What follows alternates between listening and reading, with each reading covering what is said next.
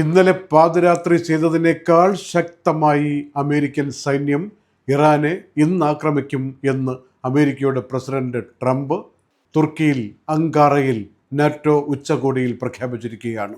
Middle ഈസ്റ്റിൽ സൈനിക ശക്തി ഉപയോഗിച്ചുകൊണ്ടും ചില ഗ്രൂപ്പുകൾക്ക് കൊടുക്കുന്ന പിന്തുണ കൊണ്ടും പല രാജ്യങ്ങളെയും ദുഷിപ്പിക്കുന്ന രീതിയാണ് ഇറാൻ പുലർത്തുന്നത് എന്ന് ട്രംപ് ആരോപിക്കുകയും ചെയ്തിരിക്കുന്നു. ഇന്നത്തെ ലക്ഷ്യം ഒരുപക്ഷെ ഇറാന്റെ അധീനതയിലുള്ള ഖാർഗ് ഐലൻഡ് ആയിരിക്കും എന്ന സൂചനയും ട്രംപ് നൽകി. അവിടേക്ക് ആക്രമണം നടത്തുകയില്ല, മറിച്ച് ഒരു ടേക്ക് ഓവറാണ് അമേരിക്കൻ സൈന്യം ഉദ്ദേശിക്കുന്നത്. ആ ഖാർഗ് ഐലൻഡ് ഇനി അമേരിക്കയുടേത് എന്ന അർത്ഥത്തിൽ ഇറാന്റെ ഭാഗത്തു നിന്ന് മാറ്റി തങ്ങളുടേതാക്കി കൊണ്ടുവരും എന്നാണ് ട്രംപ് ഉദ്ദേശിച്ചതെന്നും ഇത് സംബന്ധിച്ച റിപ്പോർട്ടിൽ നാറ്റോ ഉച്ചകോടിയെ ഉദ്ധരിച്ചുകൊണ്ടുള്ള റിപ്പോർട്ടുകളിൽ പറയുകയാണ്.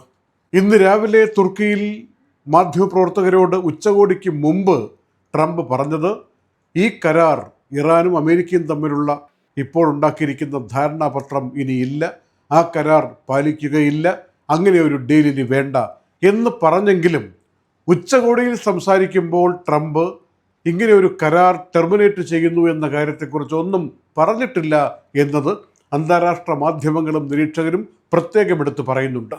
പക്ഷേ ഉച്ചകോടിയിൽ ട്രംപ് പ്രധാനമായി അഭ്യർത്ഥിച്ചൊരു കാര്യം, നാറ്റോയുടെ സഖ്യശക്തികൾ എന്ന രൂപത്തിൽ ഈ കാണുന്ന രാജ്യങ്ങളെല്ലാം തന്നോടൊപ്പം നിൽക്കണം, ചില ലക്ഷ്യങ്ങൾ പൂർത്തീകരിക്കാനുണ്ട്, അതുകൊണ്ട് ആരും വിട്ടുപോകരുത്, പരസ്പരം സഹായിച്ചുകൊണ്ട് മുന്നോട്ട് പോകണം എന്ന് ട്രംപ് ആവർത്തിച്ചു.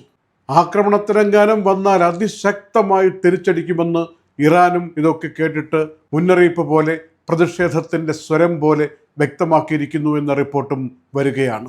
ഇന്നലെ 80-ലധികം സ്ഥലങ്ങളിലാണ് ഇറാനും ആക്രമണം നടത്തിയത്. അതുപോലെ ഇറാന്റെ പല ഭാഗത്തും ആക്രമണം നടത്തിയതിൻ്റെ എണ്ണവും പുറത്തു വരുമ്പോൾ അതും 80-ലധികമാണ്. കുവൈറ്റിനുമേൽ, ബഹ്റൈനുമേൽ ഒക്കെ ആക്രമണം ഇറാൻ നടത്തിയതായി റിപ്പോർട്ടുകൾ വരുന്നു. അങ്ങനെയുള്ള സ്ഥലങ്ങളുടെ എണ്ണമാണ് ഈ 80 പറയുന്നത്. സൗദി അറേബ്യയുടെ ടാങ്കറിനെ ഹോർമൂസിൻ്റെ പ്രാന്തപ്രദേശത്ത് വെച്ച് ആക്രമിച്ചു എന്ന റിപ്പോർട്ട് വരികയാണ്. ഈ ആക്രമണങ്ങളെ UAE ശക്തമായി അപലപിച്ചുകൊണ്ടുള്ള പ്രസ്താവന പുറപ്പെടുവിച്ചിട്ടുണ്ട്. ഇതിനിടയിൽ ഹോർമൂസിൻ്റെ ഭാഗത്ത് ഇപ്പോഴും 6000-ലധികം നാവികർ കുടുങ്ങിക്കിടപ്പാണ് എന്ന കാര്യം UN ഓർമ്മിപ്പിക്കുന്നു. അവരുടെ കുടുംബങ്ങൾ, കൂട്ടുകാർ, അവർ അവരുടെ നാടുകളിലേക്ക് പോകുന്ന സാഹചര്യം, ഇതിനെക്കുറിച്ചൊന്നും പറയാൻ പറ്റാതെ കടലിൽ കുടുങ്ങിക്കിടക്കുന്ന ആളുകളെക്കുറിച്ചാണ് UN സൂചിപ്പിക്കുന്നത്.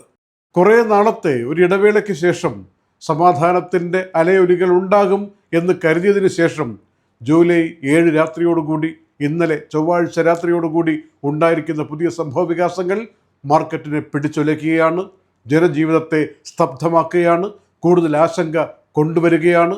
മാർക്കറ്റിൽ എണ്ണവില ഈ പ്രഖ്യാപനങ്ങളോടും ഇന്നലത്തെ ആക്രമണങ്ങളോടും ചേർന്ന് നിന്നുകൊണ്ട് കുത്തനെ ഉയരുന്ന രീതിയിലേക്ക് പോവുകയാണ്.